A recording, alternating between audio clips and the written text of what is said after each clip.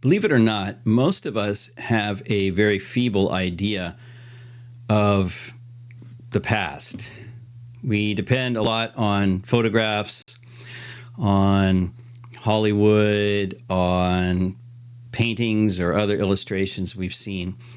And especially on the frontier, and especially in California, we have an even weaker idea of what things look like. First of all, when you talk about the American West, we're very influenced by Hollywood.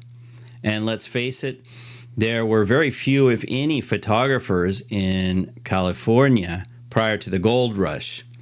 So it's very hard to conceptualize what things and people looked like, especially how people dressed, for example. So the guest I'm interviewing on this episode is a great person to have on with this regard. He's a very unique person when it comes to his expertise, and he's going to shed a light on some things that I think we don't even realize that we take for granted.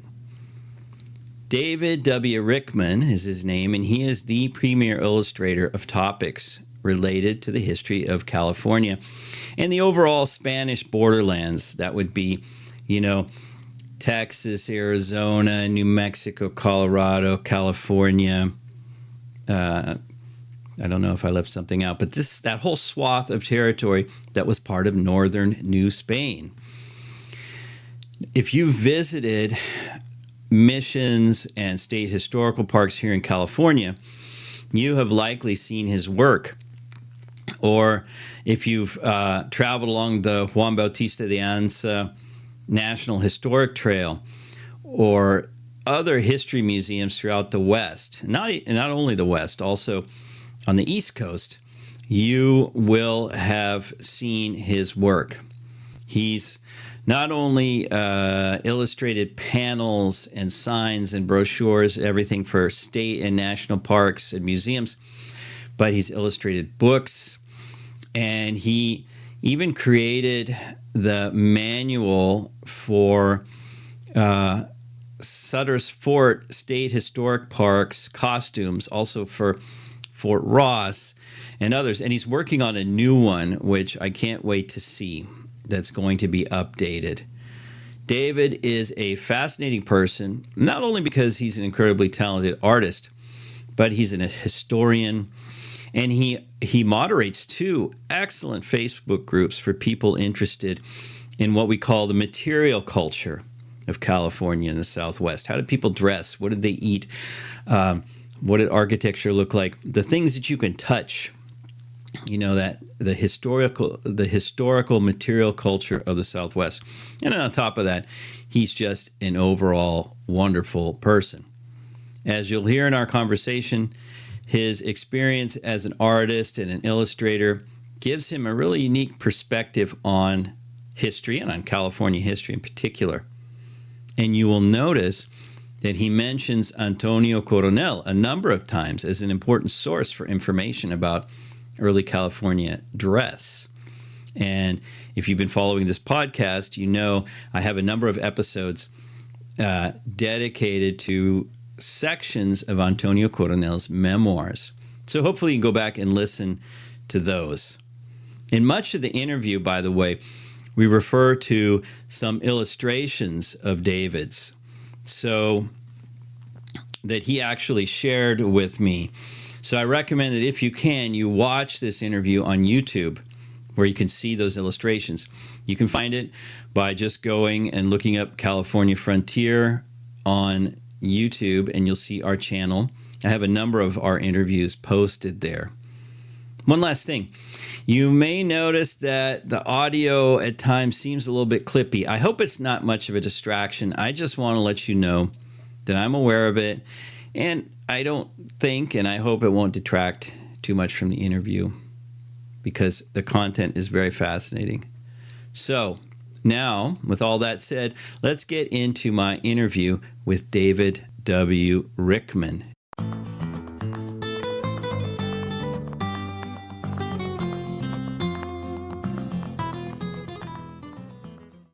Started.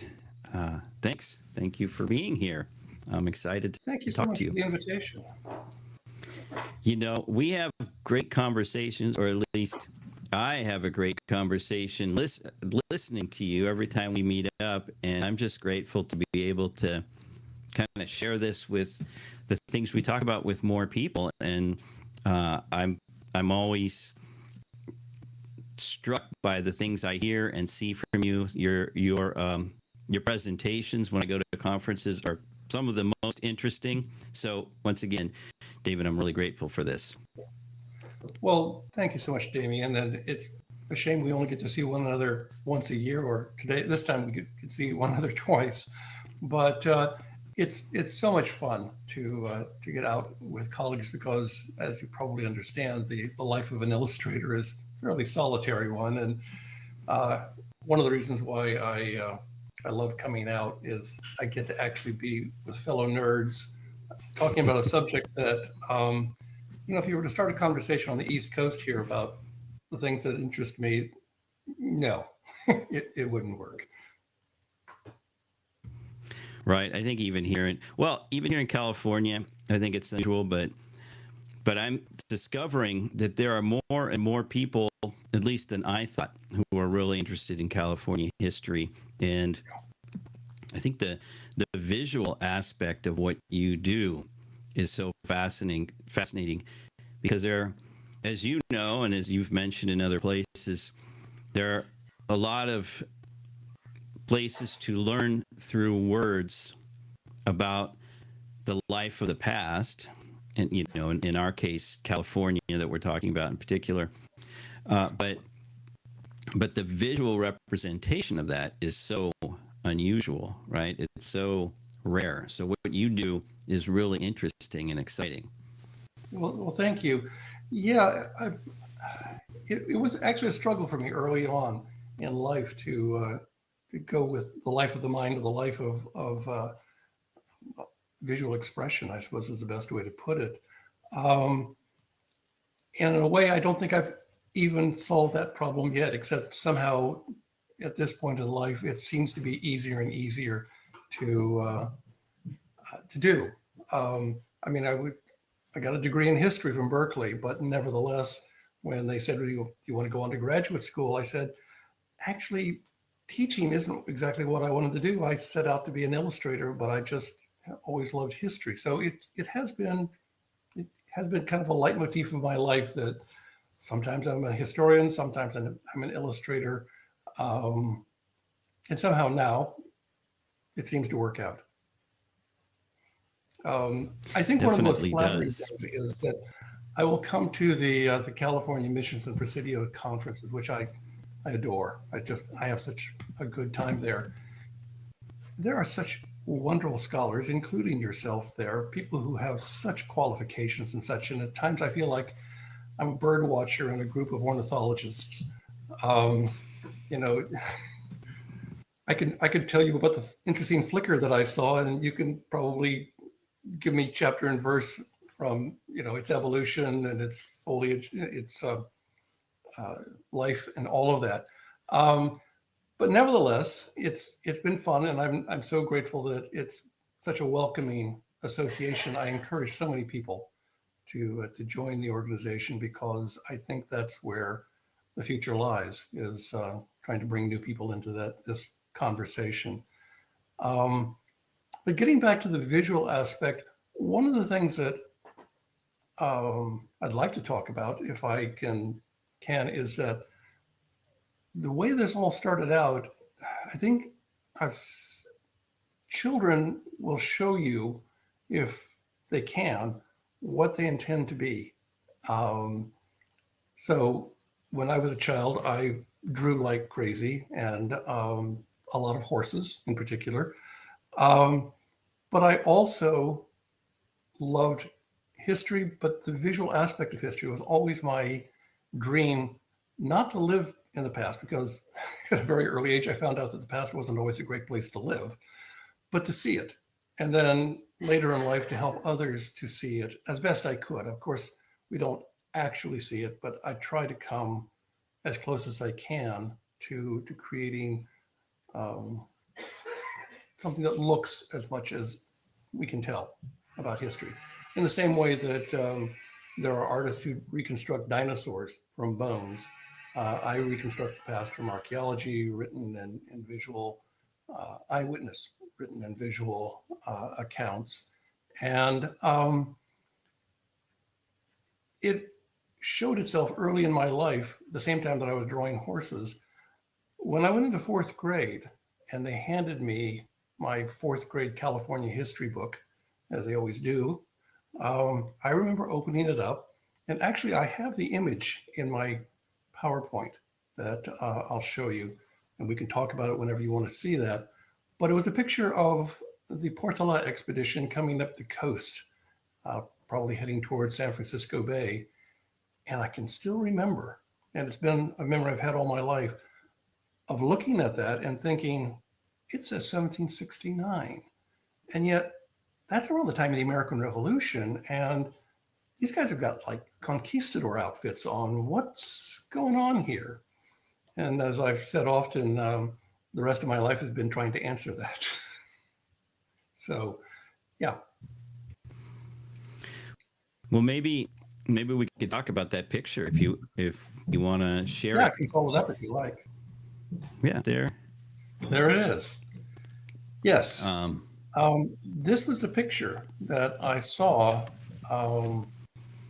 here in fourth grade that inspired me for what I'm doing for the rest of my life, which is a picture that shows the Portola expedition of 1769 riding up the coast towards San Francisco. And in fourth grade, me looked at that when I first opened my California history reader, and I thought to myself, wait a minute, it says 1769, and yet that's around the time of George Washington. And why are these people wearing conquistador outfits? And as I have said often before, that question has been something I've been trying to answer the rest of my life. Why do people picture the past like this? Why haven't they looked to see what it really was like? And you know, the odd thing, Damian, is no one really has, except a few people that I'll mention. But there have been no serious books written about what was worn in early California um, ever.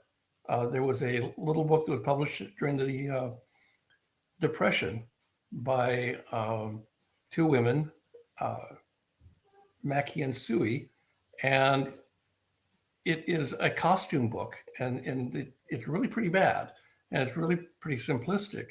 And yet, in 1976, for the bicentennial, Stanford University Press republished it. And other than that, my Sutters Fort costume manual, and now my upcoming Where Worlds Met from California State Parks, no one has taken this seriously. Now, I just this morning received some pictures from a collector, and they are watercolor sketches by an artist named Alexander Harmer, who came to California in 1891, married into the Abadi family in Santa Barbara, and spent the rest of his life doing paintings of early California. And he really did try and make the effort to see into the past. He wasn't always completely effective, but I've just posted on my two groups, Alta California Clothing and Arts and Skills to the Spanish Borderlands, this sketch that Harmer did of California clothing, obviously antiques that were brought to him by old Californios. He wanted to know what the clothing looked like. They brought him their old clothes and he painted them. And they appear later in his paintings and other illustrations. He took an approach that I admire, the one that I try and follow today, which is to look at real things, don't make things up. There's another artist, Joe Mora, that everyone loves, and frankly, I love him as an illustrator and an author, but he was really pretty bad when it came to trying to reconstruct what the old Californios from Portola down to the Battle of San Pascual looked like. He was so bad that, as I've often said, he put the leggings, the botas, onto all of his caballeros backwards. that was not someone who actually looked at the real things and talked to the real people. And yet, at the beginning of his book, Californios, he says, what I presented here, it's all true. What he's presented there visually, none of it is true. And yet, he's the illustrator that everyone goes to first when it comes to showing old Californios. I mean, his pictures are throughout the California park system, for example.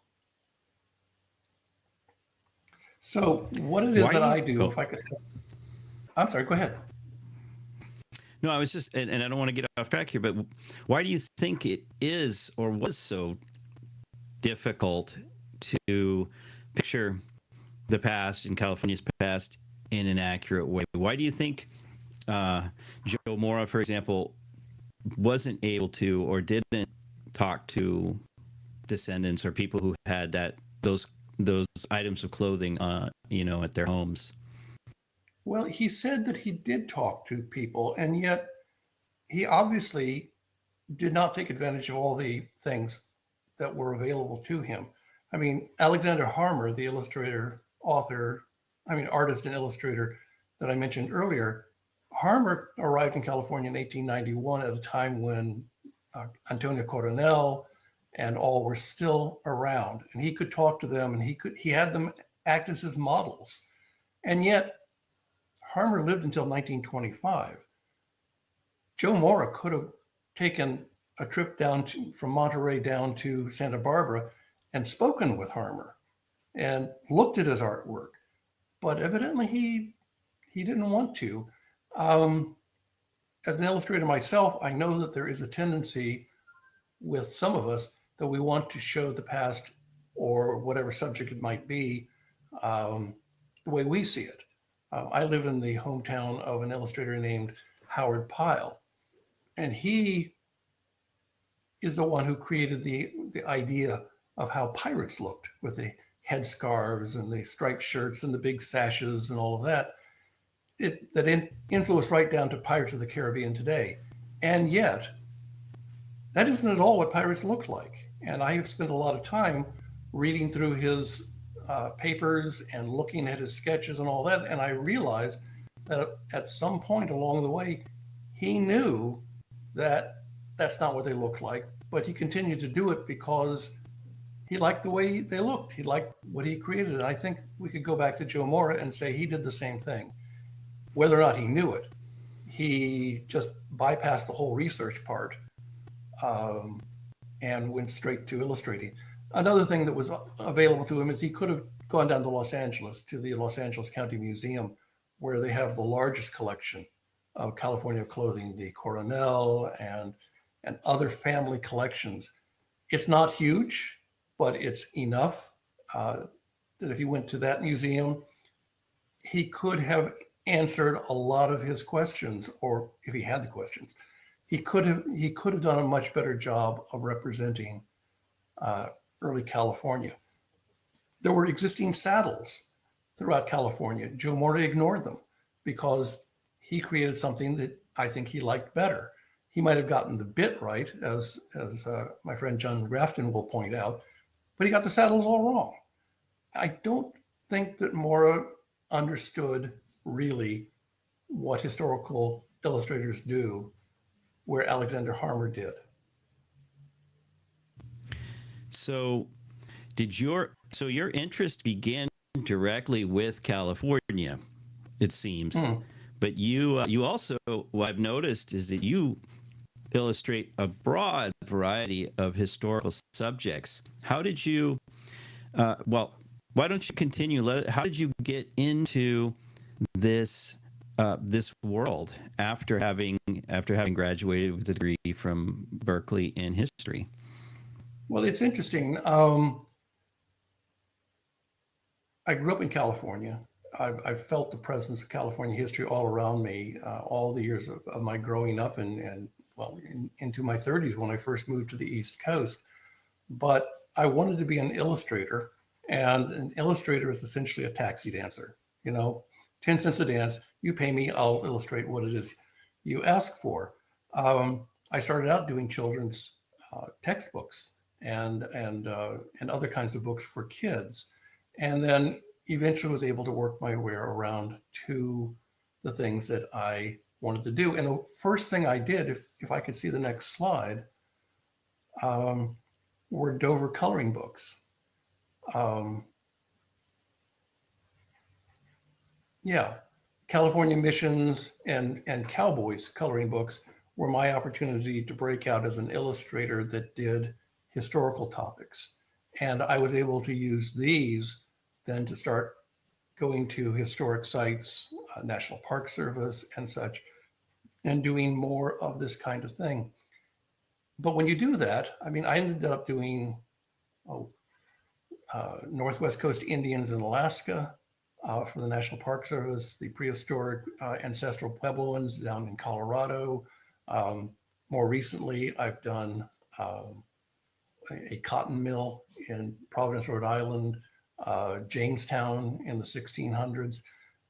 I love it all. And part of it is that it allows me to do research. And that, in a way, is also my calling card when I do illustrations. Right now, I'm doing a project. I hope it goes forward with Schreiner University in Texas. They wanted to find someone who would illustrate the Texas Native Americans and Spaniards in the 1750s, which was a crucial time in Texan history. And so they came to me, and I've just spent the last month and a half corresponding with the foremost experts, trying to find out about something that no one really understands, which is the fact that early Plains Indians, we're used to thinking of them riding bareback and lying along the sides of their horses and shooting under their necks and all that. Early Plains Indians copied the Spanish and went into battle completely armored, with their horses covered with buckskin armor down to their knees, and the men wearing armor as well. That's something no one has ever illustrated. Well, I hope to be illustrating that soon. Yeah, it's exciting stuff. I'm also doing some work for a little Norwegian farm in Lake Superior. No project that allows me to do some research and get into it is ever boring to me. But somehow, for whatever reason, early California, and also the Spanish borderlands as a whole, going from all the way from Texas to California, that's had a hold on me. And if you want to be mystic about it, it's almost as if I didn't choose it, it chose me for whatever reason, because it feels like that sometimes. I'm thinking, well, I could have gone on and done other things. I could have gone on and taught, but I think this kept pulling me back for whatever reason. And I think, quite simply, I love it. Did If you? we can see the next slide. Sure. And in the I just want meantime, to let show me a just few of the things ask that you. I have done. Yeah, this was a wonderful project. It was the Juan Bautista de Anza National Historic Trail, which in the early 2000s allowed me to put to use something I've been researching since the 1970s, since the bicentennial itself. How do they really dress? What do they really wear? And it allowed me to go back to the original Spanish language documents, one of which was the supply list, the original supply list that was shared with me by a man named Don Garate, who worked for the National Park Service, and he not only spoke Spanish, but he also spoke Basque, because his family was Basque, and the Anza family was Basque. So he was the perfect scholar to talk to about what they might have worn and such. And so that was a great project for me, and one that I loved. And I actually retraced the trail. A friend and I drove the trail in 2023 in order to get a feeling for the landscape and the experiences of the people who traveled it. I don't see any conquistador helmets. Yeah, isn't that a shame? Yeah. Well, I mean, the term Mythbusters is used a lot these days, and it's kind of it's fine. It's not so much busting myths, but it's wanting to know more. It's wanting to see what it actually looked like. And one of the things that I know language is your great skill and delight, Damian. One of the things I like to be able to do is there are certain words, as I'm sure you remember from my talk at the missions conference, that come up that actually need to be understood from a material culture point of view if you folks are going to be able to do your job to the best of your abilities. And I can't tell you how many things I've read, not by you, and no names mentioned, where the word fusil will be translated as rifle, and calzones will be translated as trousers. It completely loses the whole character of what it is people are trying to understand. And it was a great frustration for me when I first started out doing this. And so I've studied Spanish, German, and French enough that when I read through the documents, I can find out what it is I need to know. I think if I'd been more of a scholar, I would have spent a lot more time in archives and dealing with original documents. But what I have done, it's really helped me to understand it from the point of view of language, because language is so important to understanding what it is they have. So now I recommend that when people try and do this kind of work, they go to the original documents in their original languages, find out how to read the handwriting, find out how to access period dictionaries that will explain to you better than modern dictionaries what these people had in mind. So it's more than just sitting around like Howard Pyle did and imagining what pirates looked like. It's actually trying to find out. So going back to the case of the Comanches using armor Yes. or leather clad, how did you come across, how is that revealed in, say, the documents? Well, it's an interesting thing, and it's quite a phenomenon. The first one, and I don't have any pictures here, but people can look it up. Years ago, I think I was still in college, I came across the book by a Swiss scholar whose name was Hotz, Hotz. I don't remember his first name, but it was about two paintings on buffalo hide that were found in a Swiss home in the 1930s, 40s. Someone recognized what they were. He recognized that they certainly weren't. I mean, people had thought, well, maybe it shows South America, maybe it shows Asia. No, what it shows, the two different hide paintings, are battles that took place in the West. The first one is called Segesser One, and both of them are still on display now in Santa Fe at the History Museum. The first one shows armed horsemen, completely armored horses, completely armored men, riding into battle against dismounted Indians who were firing at them with bows and arrows. Well, that was intriguing.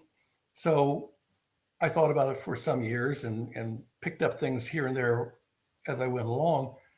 And then, oddly enough, because of our connected era with computers, in 2019, I received an email from the foremost scholar of horse armor, a guy named James Kaiser, who is a professor of archaeology in Oregon. He's now retired, but he wanted to ask me about Spanish saddles because he thought he was seeing Spanish saddles in what is his specialty, which is rock art, carvings on rock that are found throughout the West.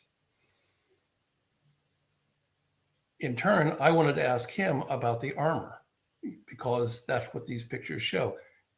So from the Segesser hide painting, they're able to tell from these rock carvings that these guys in early times from about 1650 to about 1750 were riding horses covered completely from neck to tail in leather armor. And these rock carvings occur everywhere from Texas all the way up to the Saskatchewan River in Canada. So at one time that was the way you used horses in the Old West. Well, something came along called guns, completely ruined that for everyone. And of course, that's how, from about 1750 on, you have the light cavalry tactics of the Plains Indians, but because the armor no longer worked. So when I received this project from Schreiner University in Texas, first thing I did was I contacted Jim Kaiser and I said, I need you to walk me through this. And he's been wonderfully open-handed, so much so to the point that he now wants me to write a scholarly article with him about how I go about reconstructing these guys. So that'll be fun to do, and I hope to work on that next year. What about Can we take a look with at California? Mm-hmm. So it would seem to me that in California, the historical record is not the fullest in the world. How do you go about finding, knowing what these colonists on the Anza expedition wore, for example? Well, that was a bit of luck. I knew basically what they had. I mean, years and years ago, Brinkerhoff and Falk, who were two scholars at the Arizona Historical Society, Sid Brinkerhoff and ODB Falk, published something called Lancers for the King. And I've had this book since right after college. And it was the 1772 Royal Regulations in Spanish and in English, and their analysis of it. So you start with the regulations. Well, 1772 was just for 3 years before Anza's first expedition to California. And so that is a start. But then, given enough years, you begin looking into it further, and you find out from Herbert Bolton that there is a supply list when they're trying to figure out how much this expedition is going to cost to outfit all the new recruits and their families and put them on saddles and such. And it gives a complete list of everything that they thought they were going to need for the expedition and what it would cost. Okay, then you want to look at Costa paintings to know what a chupa corta might be, or what an agua, a jacket or a skirt, might look like in the 1770s. And then those Costa paintings are those famous paintings that we see with the different ethnicities and so and so marries so and so, and mestizo marries a mulatto, and they have a child. It's called such and such. Those are the Costa paintings, right? And they're absolute treasure troves of material culture information. Now, you can't always assume that everything that was used in Mexico City was used in the Spanish borderlands, but it is probably our best guide. And it's backed up because by the time you get to the 1790s and you have the Malaspina expedition in California, they're essentially wearing exactly what I thought they would have been wearing, because the fashions didn't change that quickly in California as they did in Mexico. They're essentially wearing the same thing that you would see in the Costa painting from the 1770s. So that helps. And then there were various inspections and such that happened. Archaeology. I went to the Arizona Historical Museum, and they had some of the weapons there and such. And I've been looking at saddles forever. No real ones exist from this time, but there are plenty of images, and there are saddles that came later that are of the same type.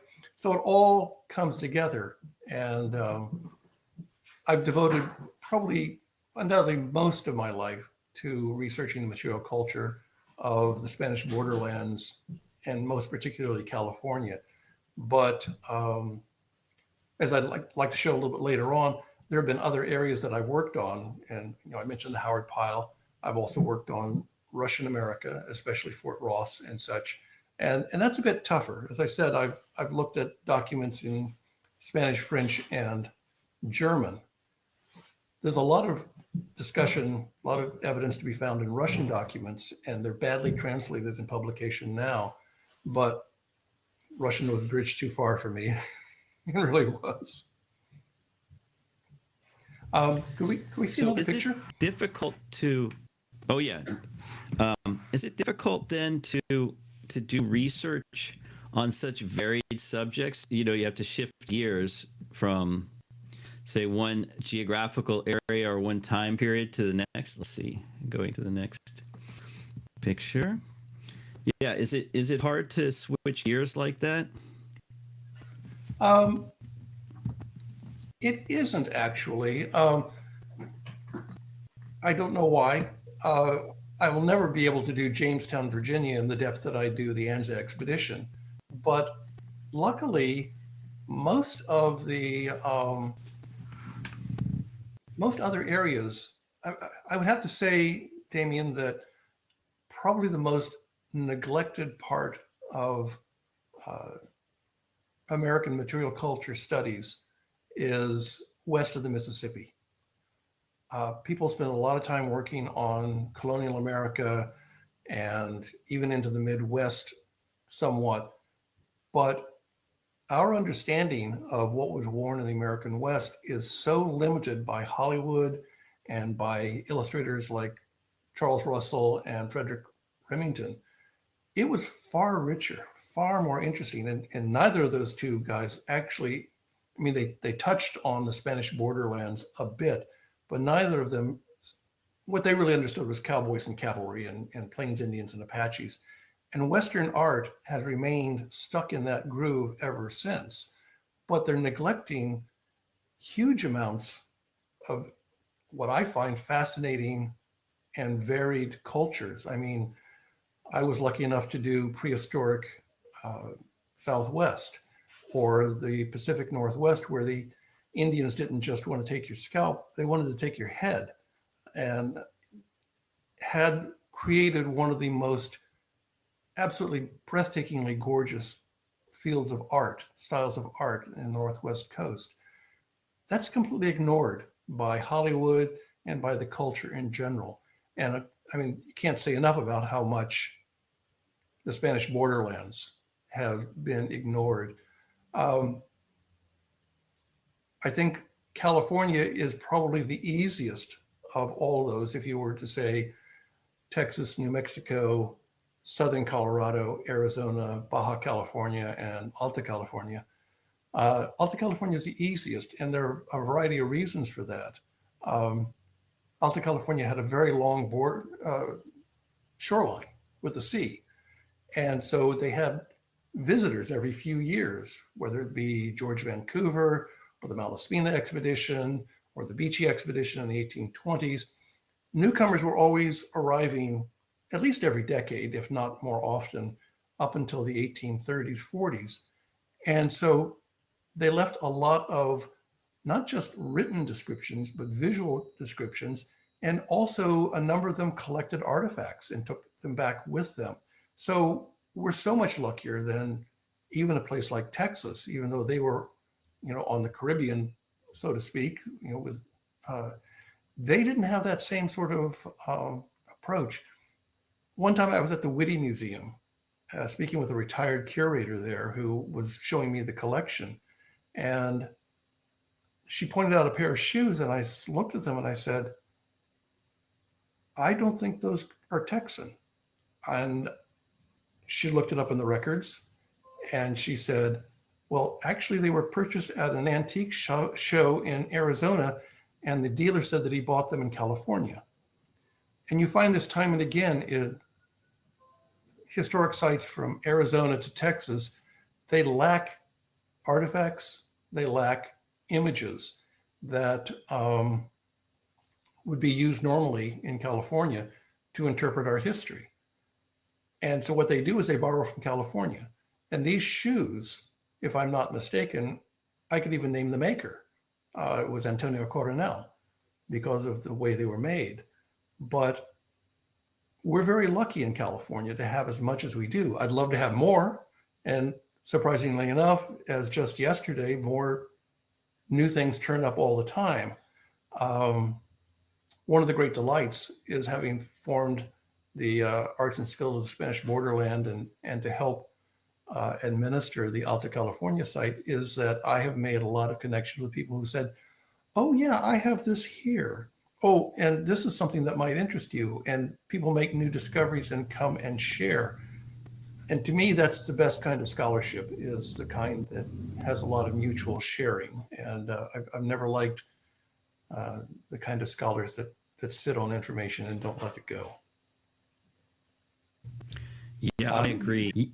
You were mentioning your the Alta California site and the material culture site. These are Facebook pages that you curate, right? yes, I'm sorry, I should have mentioned that. Yeah, it's interesting though that you mentioned that those groups have really fed into your and nourished your own work. So that's Indeed. interesting. So Yes. so how much time do you spend at museums researching? I've not been able to spend as much as I would like in recent years, but for a number of years, I was a visiting scholar at the Natural History Museum in Los Angeles County. They have, beyond doubt, the best collection of clothing and artifacts. Um, and I was there with a professional pattern maker named Sandra Altman, who has a company called Past Patterns. And for several years, every summer, we would go out there and spend, oh, like a week going through the collection and discovering new things, correcting their records because they would have things that were misidentified, taking patterns off of some of the things. And that is the kind of work that I have done as much as I can. Living on the East Coast is a bit of a handicap, except that I do have a picture later on of me at the Smithsonian photographing one of the last known cueras, leather armor that was worn by soldados de cuera. Although this one I have a feeling was made for a child. Nevertheless, I've been able to go to museums and where uh, ever possible, looked at the things they have. I was just at the um, History Museum in New Mexico.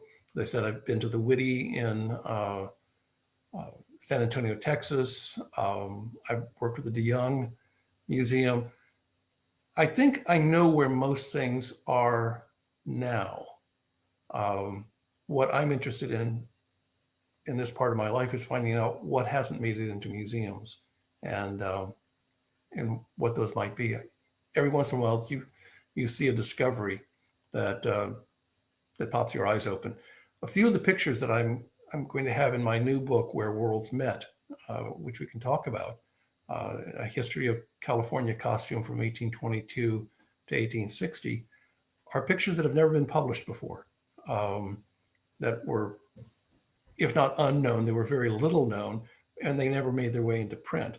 And I think it's going to start a lot of conversations. Well, a lot of conversations is a relative term in our small world, but it's going to start conversations about our assumptions of how the past looked, because it's not so much a matter of overall difference as a matter of depth, because we get more and more information. We know more and more about the small variations. Um, One of them, if you look at the picture on the screen now of my La Purísima Mission State Historic Park, there's a picture of a vaquero on horseback, an Indian vaquero who worked for the mission. And that's actually based on a drawing that was done in the 1820s by a British naval officer in San Francisco. And so that's was the source of his clothing and horse gear. Um, that's in the book that's coming up, which I've been working on for almost too many years, but it is coming. Very Um, interesting. In fact, I've been fortunate to see these in person. And who's ever watching or listening, if you haven't been to La Purísima, that's one of the great places to see David's illustrations up close and personally. And these are life size, right? These are human yeah, size. if you show me the next slide, Damian. Okay. Um, yeah,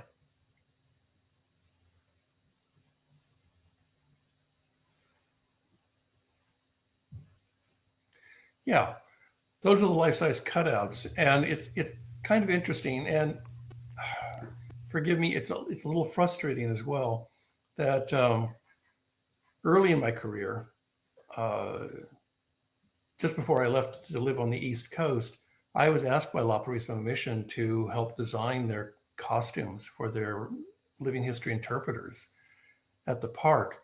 And um, so I had hoped that images like this and the work I'd done would change living history costumes in California. And they have to a certain extent, um, but to a great extent, they've not been able to break the Hollywood myths. And you see a lot of people wearing very different things, despite the fact that, even at the La Purísima Mission site, even though, a 5-minute walk across the lawn would get you a picture of what they actually wore, no one at La Purísima wears these things. They wear something that they invented for themselves.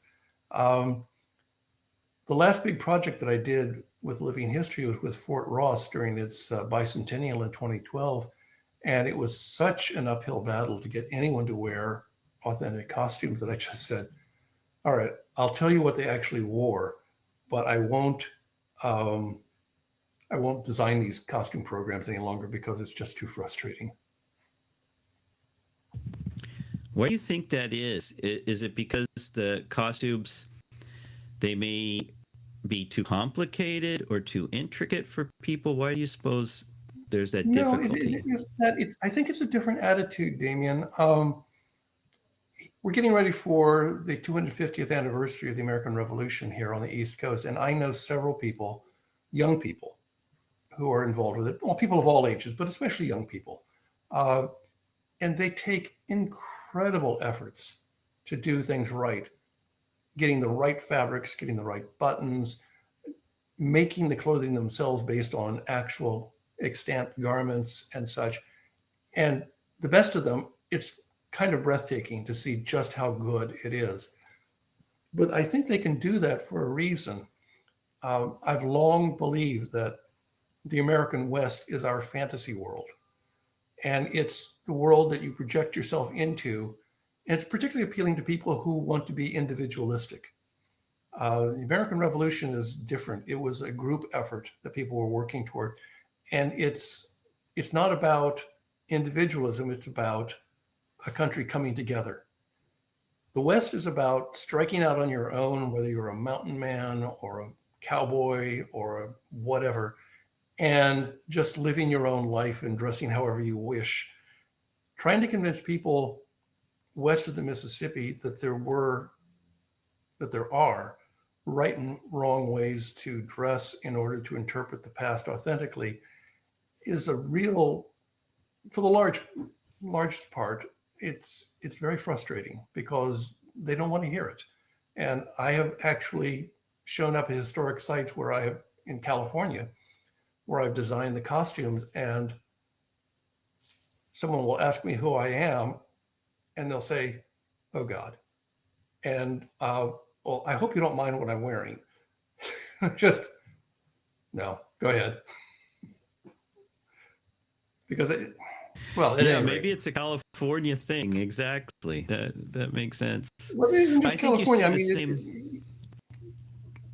yeah, I mean, you see it all Well, through the West, but California, um, there's another aspect which I've talked about before. I think you and I have discussed, which is the idea that the Californios, after their crushing uh, cultural defeat by the Americans, they began coming back, especially Southern Californians, uh, toward the end of the 19th century, led by people like Antonio Coronel, and what I have termed the California Revival. And it helped to um, revive and tell us what the past was like. But then it went on, and as the generations who actually lived that life began to fade away when Coronels and such died, um, the younger people wanted to romanticize it because it had been romanticized by things like Ramona and, um, well, later Zorro, that it fell out of being an authentic recreation of the past into this kind of golden age dream of what was, romantic and exciting.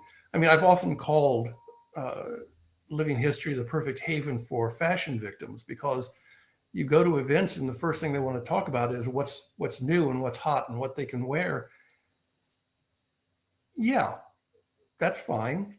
And as long as you're not representing yourself as an authentic representation of the past, wear what you want. I mean, that's your right. But the problem is when they then say, well, I am. Well, the thing that I actually hate is first person living history, where they actually try and convince you that, against all the evidence, that they actually are a person from the past, when it's patently obvious that they are not. I had an experience like that at Disneyland a few years ago, where, or maybe it was a couple of years, I can't remember, and we were with my children in the Star Wars area of Disneyland, and the young man there, I was trying to find out where the gift shop was, and he would not break character and admit that we were on Earth. For a moment it was fun, but after a while it really got on my nerves. I just want to know where the gift shop is, right? So You just want to shake them. right. Come on. But this illustration here at La Purissima that we're looking at now, what time period would that be? That's about the 1820s. By this time, California was coming out of its starving age, which was 1810 to about 1822, after the supply ships stopped coming to California. And so they started being able to dress themselves again, as I discussed in my talk this year at the conference. Um, and so this outfit here that this fellow wearing is based on several different sources, but particularly um, there was the Beechey expedition, a British naval expedition that arrived in 1826-27, and they describe in detail what the California soldiers were wearing. Now, I've added some details that are not mentioned. The cartridge box on his waist is not what most people think cartridge boxes. It's actually a cartridge belt, I should say, called a canana, and he's wearing one of those. That comes from other research. When you actually read into the oral histories of the Californios that Bancroft's agents took down in the 1870s, they mention these. And you can also find it in the Reglamento by Felipe de Neve, saying, okay, this is what we're going to replace the cartridge boxes that were slung on your shoulder. These are much more convenient. And then there's this wonderful story, which I don't know whether or not I told.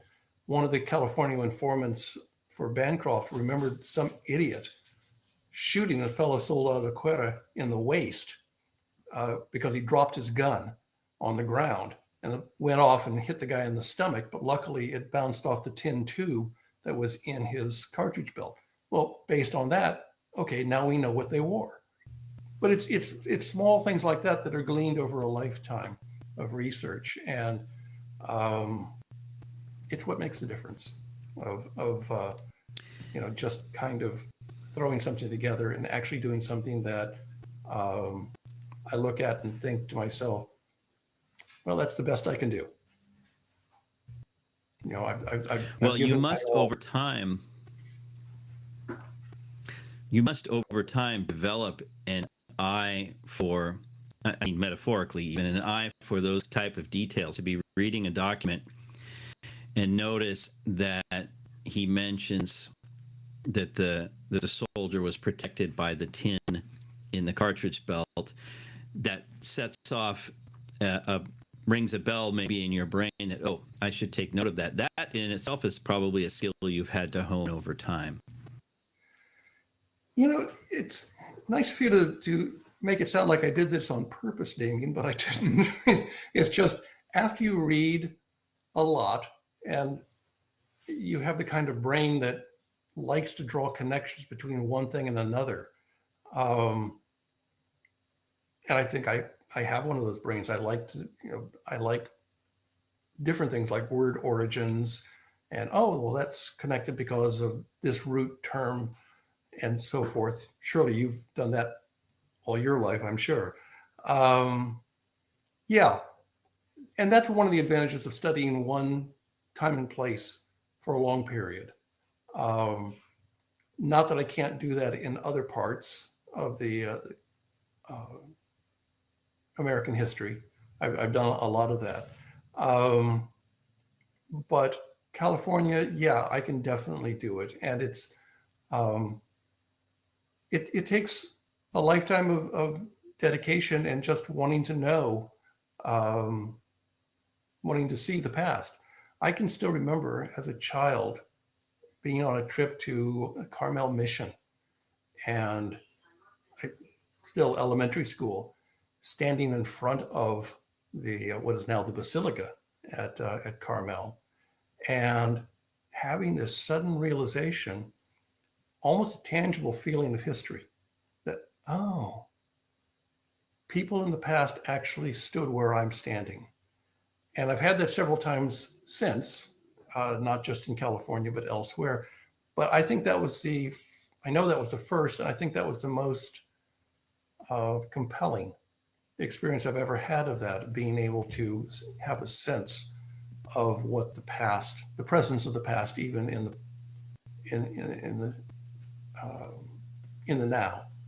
Um, so yeah, I'm not sure I've answered your question, Damian, but I've gone on and talked about this kind of philosophy of experiencing the history both viscerally, but then also wanting to confirm what it was like by looking at real things and reading real things. Um, yeah, I've often said that I could have gone into fantasy and science fiction, but they never drew me because none of that is real. It's exciting, but it's not real. This is exciting to me because it's real. I still have that same experience when I visit certain missions and historic sites here in California. And Mm, I'm glad that you do too, because I don't know what it is, why in some places, some historical places, you get that, and some you don't. And maybe it's a very personal thing. It might be just the way somebody's attuned to a space. But that to me is one of the reasons that keeps me coming back to this area of study. And it's that tangible feeling other people have been here, have mm, touched this, have, and in some ways, and I don't know why, now I'm just kind of speculating, I don't know why that's the case in some places. um, I've been to Europe, and I've been in very ancient locations, Roman yes. amphitheaters and temples, and there's certainly that as well. But there's something about certain missions here in California and maybe other historical sites where that is communicated more strongly than others, and I don't know why. But Carmel might be one of those, for example. Hmm. So Well, let's may see. I ask you a No, question? hmm. Where did you grow up? I grew up in, well, as a young man, we lived in the East Bay in Hmm. Contra Costa County, right? And then we spent a few years in Pacific Northwest, and then came back as a teenager, lived in the Napa Valley, and then spent my time around there until I went away to college. So Northern Well, California. yeah, yeah, and like you, I've traveled in Europe, and as a small child, I lived in Japan. Um, but I think, where we grow up is what gives us our ties, and why California does it for me, whereas um, Bronze Age Greece just never grabbed me. I like it. I'll be happy to go and visit the uh, the sites in Crete, but they don't speak to me in the same way. In the same way that I think that we respond to the landscape, we look at, I can. I look at the rolling hills of California with the live oaks on it, and it breaks my heart because that says home to me. And I've lived on the East Coast for decades now, and it's beautiful, and it's got great museums and wonderful friends here, and my life is here. And yet, this isn't my home. If someone was to ask me what my home is, it's California, because that's where I grew up. And it's kind of like those little ducklings that come out of the shell and attach to the first moving object, whether it be a dog or a human. We imprint on where we're from, and it resonates with us. I think you're right. I think you're right. That makes a lot of sense, and it gives me something to chew on. And I'm going to think more about this, and maybe next time we see each other, we'll talk more about it. I'd love to. Back to this illustration, and you have others that we should and can get to. Mm-hmm. Sure. What would you say the major change between a time period, say the 1820s, and then later other time periods that you've depicted, say 1840s or in California? Were there major changes in clothing and dress in that time period prior Damian, to the American arrival? Oh, Damian, you just pitched me a softball. Yes, indeed. That's an important point, and in two ways. The first way is that in 1834, when the Hija Padres colony came from Mexico, the idea being that they were going to bring in new skills and people were going to modernize California, they just happened to also bring new fashions in. California had been very isolated, both by land and sea, from Mexico. And so the new fashions, which came in with the 18 teens with the wars against Spain, included the long trousers, the calzoneras, more military-looking jackets, women's dresses, which had been in California earlier, but the particular styles of dresses came in the 1830s and 40s. And so there was a real change. The second part of the equation, though, is that just as we today, as gentlemen of a certain age, do not look to the latest teenage fashions and copy them, we wear the clothing that we have worn for years and feel comfortable in. In early California, eyewitnesses tell us that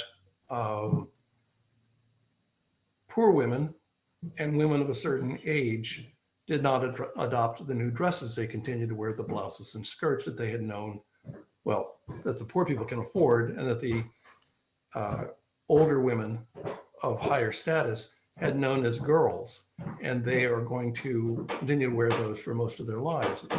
In the same way, you read the eyewitness accounts and see the eyewitness pictures, and you see older men continuing to wear breeches right into the American period. And there's one description from the 1840s of an older man in California wearing his hair down to the middle of his back in a braid.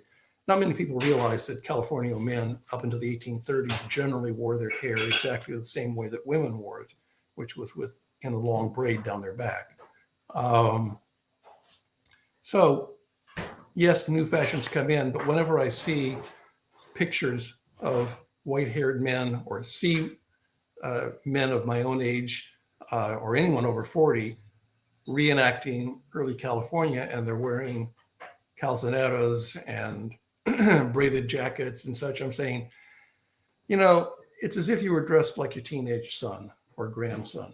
You're the wrong age to wear that. You're the wrong age. So that's a two-part answer to your question. So what about, we talked about Spanish, Mexican, Californians. What about Native people?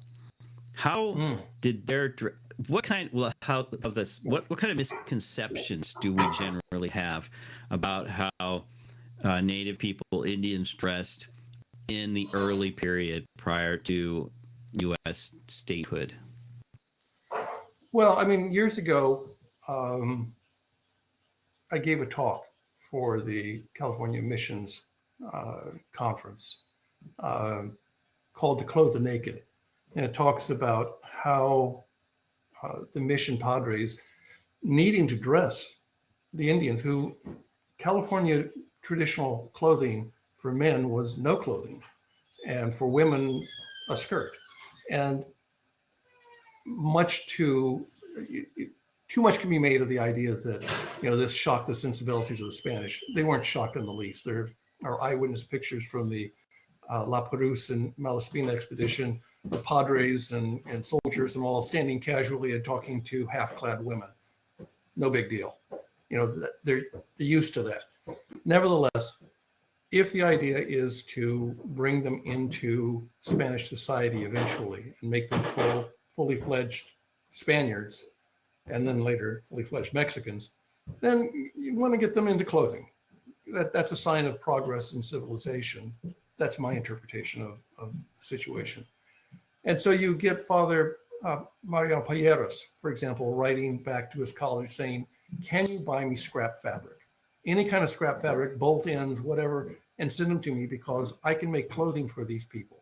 Well, probably what he's talking about is not clothing for the neophytes generally, the people who had not been at the mission long, had not acquired skills. He probably was talking about a certain class of elite neophytes, those who had skills or were useful in other ways to the Padres. And they were the people who were entitled, from their point of view, to dress more like a Spaniard. And you get the eyewitness accounts from the missions of people saying, well, I dressed the vaqueros, and those who didn't have any skill, they just rode in their breech clout without a saddle. Those who had the skills, we dressed head to toe, exactly like a Spaniard. And so what we have gotten wrong, I actually trace back to the works of Father Zephyrin Engelhardt. I don't know why he did it. I cannot say, but he mistranslates the eyewitness descriptions that came from the Padres interrogatorios, the ones that they had to send back to Mexico City to explain what they were doing for the neophytes. And they very clearly say, we dress the men in a coton, a shirt, and a breech clout. And for whatever reason, not only did Father Engelhardt translate that as we dress the men in a suit of cotton clothing, when coton is not Spanish for cotton. Even worse is that some of the Padres explain what a coton is. He says it is a woolen shirt. And yet Payeras rode right over that and said, we dress them in cotton suits, which was kind of hard to explain why they also issued them breech clouts, which is also in his translation. But not only did he do that, but he had two artists, one of whom was Alexander Harmer, whom I mentioned earlier, illustrate the books. Now, Zephyrin Engelhardt had served in Mexico. Alexander Harmer had been a cavalryman in Arizona and New Mexico. And he knew, white cotton-clad Native Americans were a common sight for both men. And so somehow all the illustrations to Engelhardt's books show these Indian men and women wearing white cotton clothing. Well, that ended up in the movies, and that ended up in murals and paintings. And it has absolutely nothing to do with what the neophytes wore. And now I see it being used as a standard dress, whether the illustrators working in Texas or New Mexico or Arizona, they all show their neophyte Indians wearing these white cotton clothing. There's no evidence for that whatsoever. That was just something that Engelhardt, for whatever reason, created. And Engelhardt was the historian, Franciscan historian who wrote that multi-volume history that many people still rely on for the history of the mission. And rightly so. It's a remarkable work. you know, I can be a nitpicker. God knows I am a nitpicker. Um, Herbert Bolton is a wonderful historian who did something that when I traveled the Anza Trail, I did it in a car. When he traveled the Anza Trail, he did it on a mule or on a horse, depending on what he had that day. Um, I didn't do that. He wrote the best books, foundational books, I should say, on the Anza expedition. Nevertheless, when he translated that supply list, he took the term zapato abotonado and translated it as button-sided shoes. Well, abotonado is not button-sided, it means ankle boots. So we know what ankle boots were, but that's not what he wrote. Well, it's gone into countless versions online and elsewhere that these people were wearing button-sided shoes. Does that in any way negate the importance of Herbert Bolton as a terrific historian? I mean, when I was at Berkeley, he was practically a god there. That was his campus. No, it doesn't. It just means that people like me come in afterwards and kind of sweep up the mess and try and tidy up the record and say, no, Herbert, you're a great guy, but those were ankle boots. Those weren't button-sided shoes. Right. Those are details that don't really mar the value of the work. Absolutely not. Are there other illustrations that we should look at and talk about? Please. Yeah. Let's see. Should we go on to the next one here? Yeah. So I've been extremely fortunate. For years I worked in exhibits for Delaware State Parks, and I'm glad I did because little pension and health benefits for the rest of my life, very helpful. But since I took early retirement in 2010, I've been very fortunate to have a lot of really wonderful assignments come my way. And one of the best was the Alviso Adobe, which was done by a company called Civet Group in the North Bay area. And they contacted me to do this. We met at the Alviso Adobe in Milpitas.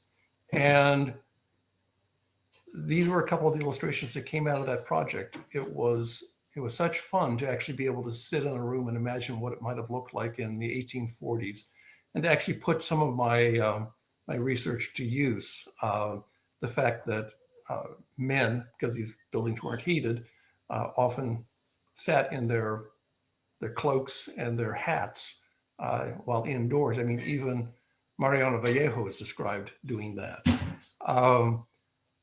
And the clothing on the figures on the right, based on my research, he's an older man in the 1840s, so he's wearing knee breeches. He's not wearing the calzonados.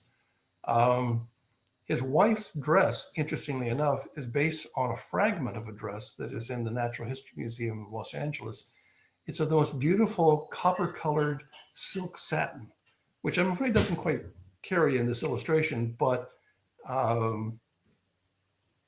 it was something that I wanted to show because so much had been said about what has been called the so-called Chino Poblano look, which is, I'm partly responsible for that because I thought it was called Chino Poblano when I first started out decades ago.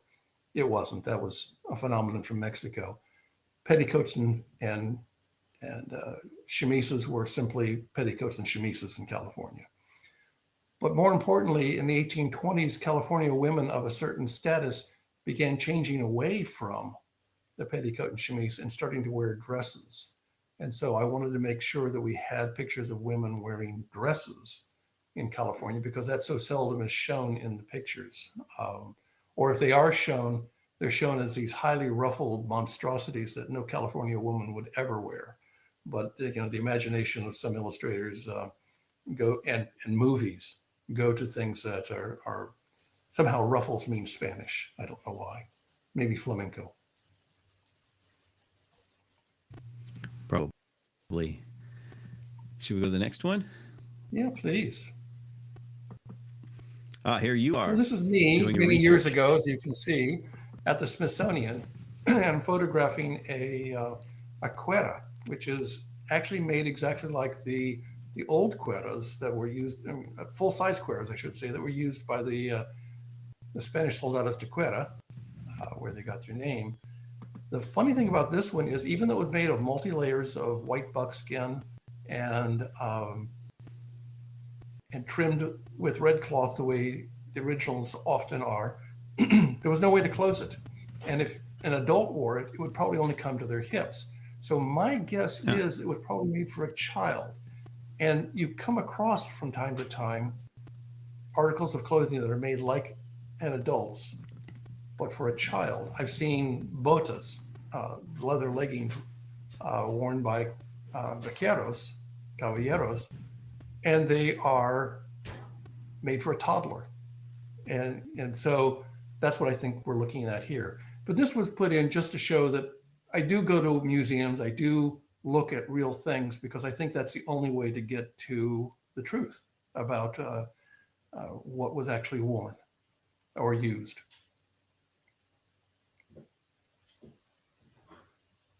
And this is the first California history book, clothing book that I did, which was the Sutters Fort Costume Manual. And that was back many years ago. And it was my first attempt at seriously dealing with the sources, the actual artifacts and the written descriptions of what Californios, well, I mean, there were many different cultures represented in this, including native Californians and mountain men and US sailors and so forth. But this was my first effort to actually put it down in a scholarly way. And it's the first one, as far as I know, that was ever by anyone that attempted to handle this as a serious scholarly subject. I was able in 2012 to actually use some of this information for the Sutter's Fort, the Fort Ross bicentennial in 2012. But that was just one of many costume programs that I've actually designed. And it was fun to actually be able to see it done well. I don't know what's happened to these costumes, if they're still in use or not, but it was good to see it work once.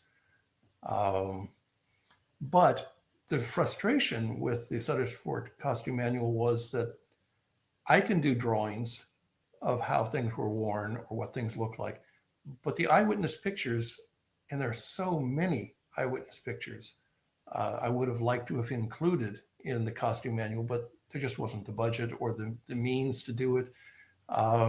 Since then, so much has come out that museums you can find online, and you can find them for free, which just wasn't available back when the Such Fort Costume Manual first came out in the 1990s.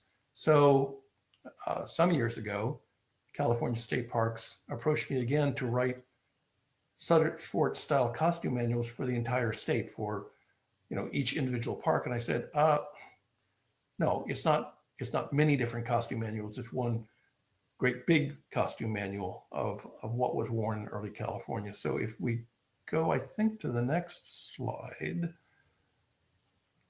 this is the book. It's Where Worlds Met. It's been promised for many years. Sadly, we were almost ready to make the big push to finish it last year when the real force behind the project, the lady who originated it and followed it even after she retired from state parks, Karen Beery from San Diego, died unexpectedly at the same time that we were having the conference at La Purísima 2 years ago. And so the whole project ground to a halt in 2024. And the other person who was working on it, a wonderful interpreter, administrator, Heather Holm of California State Parks, she was promoted to run all interpretation in California. So this little project kind of took the back shelf, so to speak.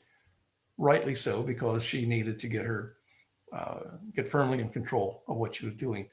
But luckily, late last year, they contacted me and said, we want to get it going again. And at the time that I was out for the conference this year, I met with Heather in Sonoma, and we're moving ahead with it. And I'd like to promise that it will be out this year, but I've promised that so many times that I would be embarrassed to do it again. But I think it's very likely that it will be out this year. This is the first volume. Volume 2 will go from 1848 through the gold rush to 1860, by which time you have the railroad coming in, and anything that they're wearing in New York City, they're wearing in California. So it's not really worth doing costume manuals for after 1860. There are some illustrations that I did for it, which are on the next slide, I believe. And here's where where this volume was fun, because I was able to kind of break the stereotypes. My vaqueros in silhouette might look something like Joe Mora's, but in detail, they're very different from Joe Mora's. You'll notice the types of hats and the way the leggings are and such. They're very different from that. Also, with the women, the first dresses that were worn in California, as they're described, they were very bizarre. They were long and very tight, and the sleeves were actually not connected to the dress, but held on by shoulder straps, which is very bizarre. But that's my reconstruction of what was worn there. The idea is to not overturn or break myths, but to show more fully what it is that was actually worn, to the best of my knowledge at this point. And my hope is that with this book, which will outlast me, it will serve as a foundation for someone to come along in the future who has more skills than I have, or new sources of information that I don't, and move this subject forward if they can. I really hope that they do. I'm just sorry I won't be here to see it. But yeah, it's been a great project, this book. And it wasn't just about Californios. When I did both the Sutter Swart manual and this one, it's about all all people in California at the time, other than traditionally dressed Native Americans, which I have dealt with in another publication. So these are the Russians from Fort Ross, as they might have appeared, including the pink shirt, which was recently misinterpreted by a scholar as being a silk shirt, because it's based on a eyewitness testimony to one of Bancroft's interviewers, where one of the soldiers, California soldiers, stopped off at Bodega Bay, and they were just coming in from a campaign, and the Russians gave them shirts that the Spanish soldiers thought were silk, when in fact what they were polished cotton from China, and they were cherry red. So that's what I've shown this gentleman on the right wearing. And I just wanted to say the reason I've got the picture of the Fort Ross coloring book there is that I've been researching Russian American costume for about the same length of time as I have California clothing. It's been harder because I don't speak Russian, but interestingly enough, very little of the information, much like in California, where very little of the information about California dress is in Spanish, not much about Russian dress is available in Russian, because it's kind of like, well, it's almost a rule that people don't set out and describe the everyday. So Russian who come to America, they might describe a Californio, but they're not going to describe the promyshlenikis who are working around them, the Russian workers, because they're just workers. They're everyday. And so a lot of the best descriptions of the Russian American company employees are in French, German, and Spanish, and English, and not in Russian. Although there was one vital document that I had to go down to the Library of Congress to get, that was in Latin, and I had to pull out my high school Latin and just beat my brains over translating the part about clothing in it, but it was worth it.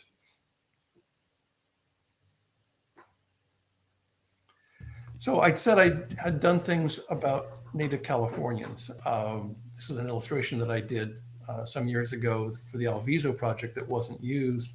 But also, years ago, I was given the opportunity to write an entry in a multi-volume history of dress that was published in England by the Berg Company, the Berg Encyclopedia of World Dress and Fashion. And so I wrote the chapter on California Indian dress for that. So that, I'm rather proud that I was able to leave that, because I'm not able to include traditional Californian dress in my costume manuals. I noticed the shawls that the women are wearing, at least one of the women, they, and maybe you've seen it, they remind me of Kumeyaay rabbit blankets that I've seen at the Museum of Man in San Diego. Well, they certainly should, because that's exactly what they are. It's interesting, that kind of woven blanket, and it is woven. What they do is they take the skins and they string them out and they cut them into strings, and then they weave them, and they have the fur on them, and so they're warm inside and out. That style of blanket is worn all the way up to the Arctic Circle. Um, Very popular. And so, yes, that's exactly what they're wearing. It's also a good way of dealing with the fact that when you're illustrating for the general public, you can't show naked people because fourth graders get the giggles.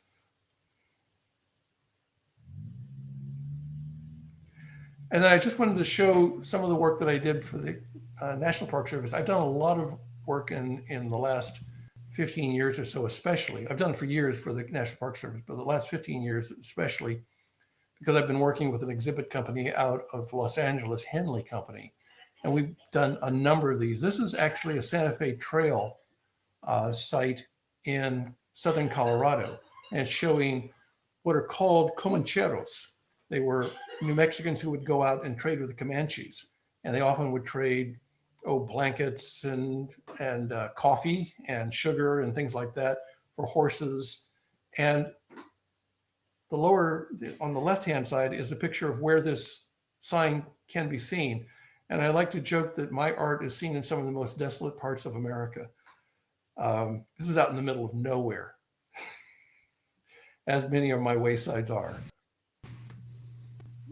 All right. And this is another one that I did, which was for a cotton mill in Providence, Rhode Island. And that was a great one because I got to crawl all over this reconstructed mill.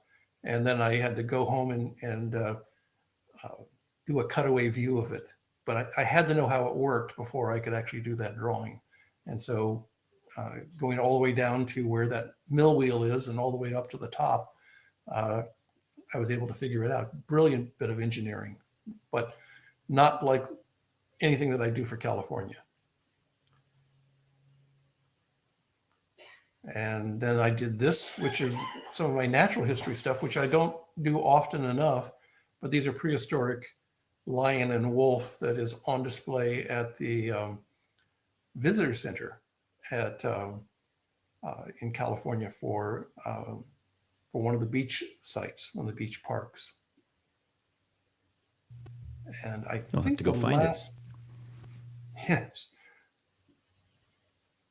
last one is actually one that I did for a Cherokee Indian site, the Sequoia Birthplace Museum in Tennessee. And I'll give you an idea that sometimes they'll do a little illustration on your computer or on paper, and then they blew it up to, I think, at least twice life size in order to make a mural out of it. But again, this was a great project. I got very involved with how the Cherokee dressed and wearing turbans and these caftan-like coats and such, so unlike what we normally picture American Indians dressing. And yet I think we do a disservice to the richness of Native American clothing and culture when we all just assume that they wore feather headdresses and buckskin.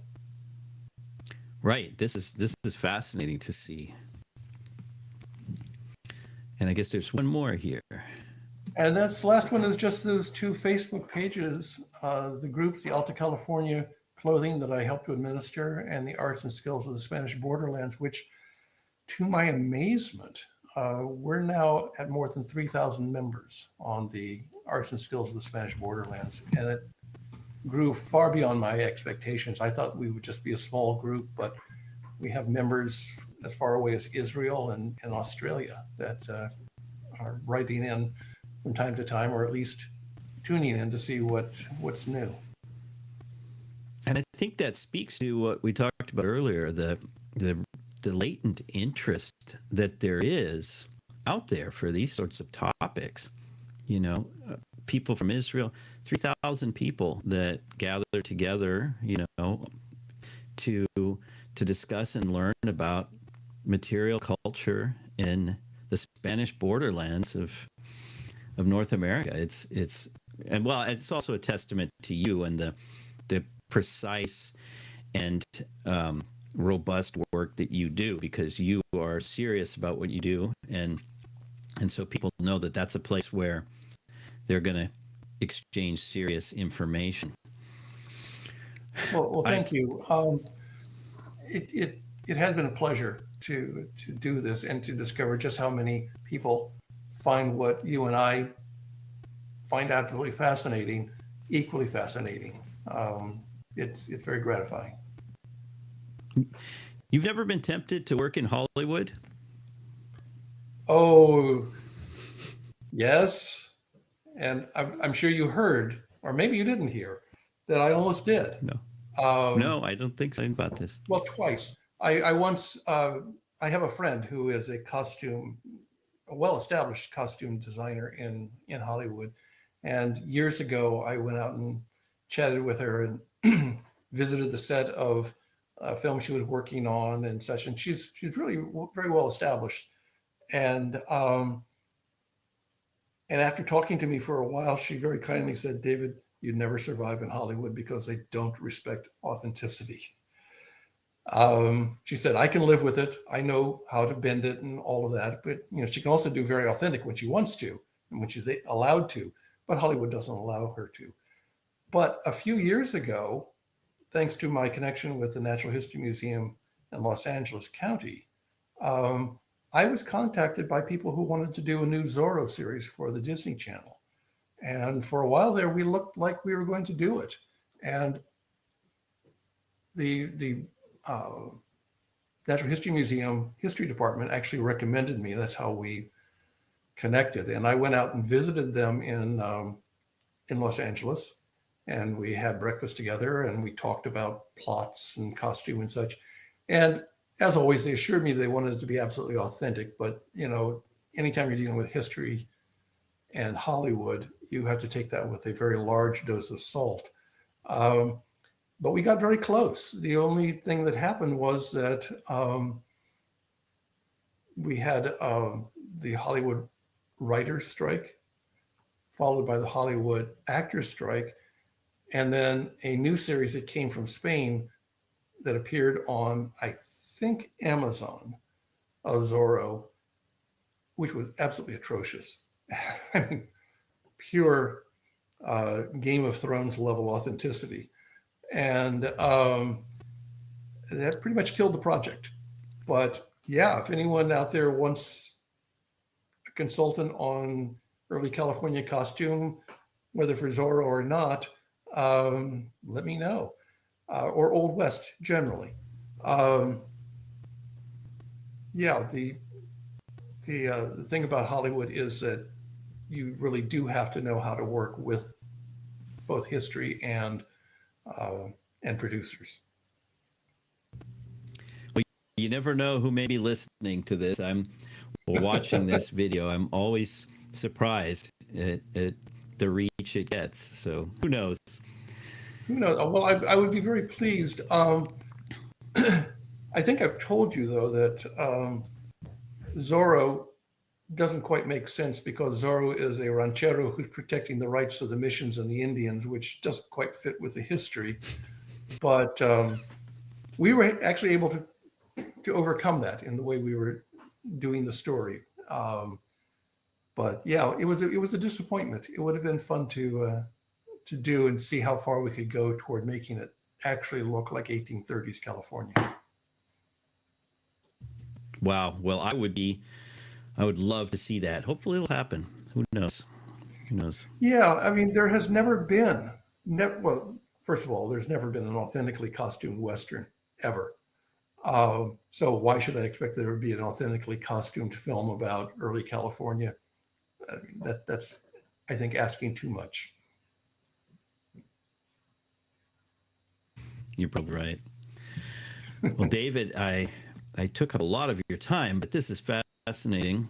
Um, I'm looking forward to hearing more about the book. Hopefully it won't be too long before it's out, because I think a lot of people would love it. Not just people who work for the state parks or who are museum curators, but I just think the visual aspect is fills in a huge gap conceptually for people who are interested in history and California history and just the background of our state and the West in general. I think you're right. It's the whole West, because California really shouldn't be seen in isolation. It's part of this much broader geographical and cultural area. So I'm looking forward to that and be waiting for with bated breath for it. Well, maybe I shouldn't wait with bated breath, but be waiting for it. Oh my gosh. Right. Well, I'm once also again, looking forward to next year's conference and to seeing you there. in Mission Dolores, for those of you who don't know, the California Missions Conference will be at Mission Dolores in San Francisco. I think we'll be celebrating the 250th anniversary of the founding of Mission San Francisco de Asís and the Presidio of San Francisco, right? 1776. So you've got time to plan for it now. I believe it's the weekend of April 18th, but I will double check that. We keep moving it back and forth from April to February. Right. I hope it's in April. I do hope it's in April. It is. It's been nailed down for April. I think that what I understand is the feedback from this year was that people like having it in April rather than on the President's Day weekend, which also happens to often coincide with Valentine's Day. So it did this year. Yes. Right. Well, I look forward to seeing you there. Likewise. Well, thanks so much, David. It's been great. Thank you, Damian. It's been an honor. I'm very flattered that you asked me, and I'm grateful. Okay, let's see. Let's stop recording.